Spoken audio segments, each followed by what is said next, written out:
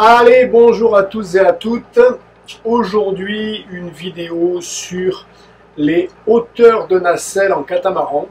Donc, question où on en lit un petit peu de toutes les couleurs, beaucoup d'avis sur beaucoup d'endroits, les forums, les gens qui ont un bateau, etc., etc., etc.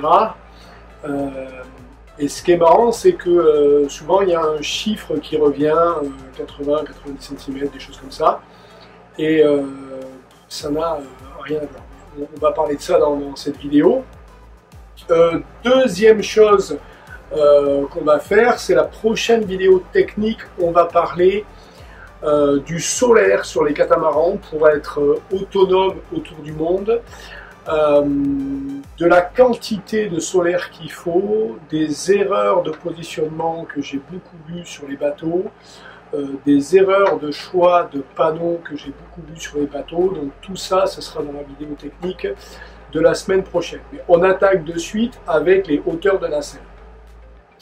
Bon, allez, on y va là-dessus. Je vous encourage encore une fois à vous abonner à la chaîne. Prenez abonnez-vous, mettez la petite cloche pour ne pas rater les vidéos. Encore une vidéo où voilà, je vous en donne, c'est du gratuit. Pour ceux qui n'ont pas pris le pack, je vous encourage à le prendre. Voilà. Vidéo après vidéo après vidéo, vous voyez que le contenu est de qualité. Ce que vous trouvez ici, vous l'entendez nulle part ailleurs. Ou si vous l'entendez ailleurs, c'est après que j'ai fait les vidéos, ils les font et puis ils prennent ce que j'ai dit et puis ils le remasterisent. Alors les hauteurs de nacelle, on a souvent entendu parler d'une taille de 80 à 90 cm. Pourquoi la hauteur de nacelle elle est importante? La seule chose qui est vraiment désagréable quand on navigue en catamaran, hormis le fait que, bon voilà, sur un monocoque vous avez un bord de gîte normalement, et après vous avez un mouvement avant-arrière comme ceci, et du roulis, souvent les allures, plus on va au portant, plus c'est le cas, et souvent moins les vents sont puissants. Parce que plus on a des vents puissants, plus le bateau il subit la pression du vent, et donc il est couché, et donc il roule un peu moins. C'est pour ça que quand je vois souvent des vidéos de beaucoup de mes confrères naviguer dans du très petit temps et qui disent ouais ça bouge aujourd'hui, il y a de la houle, mais non ça bouge pas, il n'y a pas de la houle, c'est que vous êtes sous toilette. Bref. Les catamarans, voilà, quand ils rencontrent la mer, donc quand il a de la mer ou qu'il le rattrape par l'arrière, donc ça c'est une faute de vitesse, parce que vous n'allez pas assez vite, mais même quand vous allez vite, à un moment donné, cette vague elle va vous rattraper, puisque vous ne rattrapez jamais celle qui est devant, et la vague qui arrive latéralement, qui vous fait bouger. Donc il a des mouvements qui sont bien personnels, le catamaran, et de temps en temps, on a cette vague qui vient taper sous la nacelle, et là il y a tout qui vibre.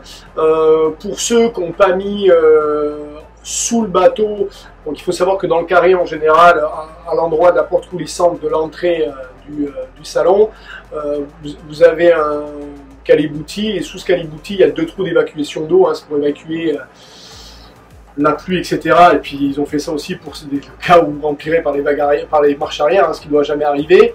Et si vous n'avez pas mis dessous les 2 demi-cloches en métal, vous pouvez avoir de l'eau qui vient, qui tape, et là ça remonte par le caliboutis, ça vous fait un bruit d'enfer.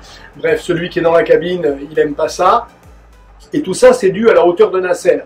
Alors, ça peut être dû sous certains bateaux, même si la nacelle a la hauteur correcte, à un manque de vitesse, parce que vous allez pouvoir avoir la nacelle que vous voulez, à un moment donné, si vous avancez pas assez, la vague elle va vous rattraper.